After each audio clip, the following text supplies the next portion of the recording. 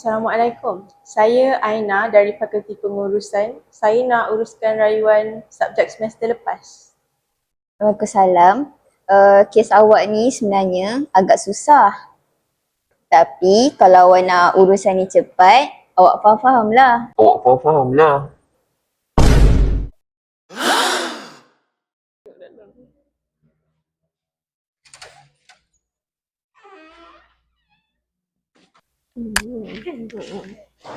Korang nak pergi pejabat ke? Tahu tak, pegawai fakulti tu dia suruh aku buat bayaran supaya urusan tu dipercepatkan. Serius lah, Aina. Tapi kau tak rasa ke urusan kau makin sulit kalau kau report? Sebab itulah kita kena report. Kalau tak, dia buat benda sama pada pelajar lain.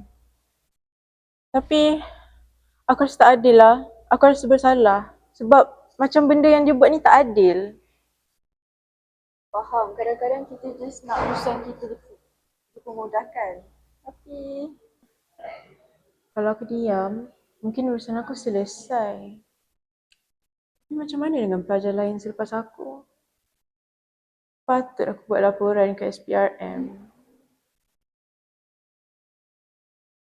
Langkah melaporkan rasuah. Kumpulkan maklumat seperti nama, masa, tempat dan bukti. Kemudian, salurkan aduan melalui portal SPRM, talian hotline ataupun pejabat SPRM. Korang, aku dah buat laporan ke SPRM. serius lah, Aina. Oh my god, congrats. Aku bangga dengan kau. Baik, kau mungkin lindungi semua pelajar lain. Alah, aku pun tak buat benda ni seorang. Korang yang tolong aku. So korang nampakkan tadi pegawai fakulti tu ada minta rasuah. So ada beberapa cara untuk kita melaporkan rasuah. Pertama sekali, secara bersemuka dengan pegawai SPRM, talian hotline SPRM, aduan bertulis sama ada melalui surat atau email, aplikasi SPRM dan terakhir sekali SMS kepada SPRM. Okey, itu saja. Bye. Setiap laporan adalah langkah ke arah perubahan.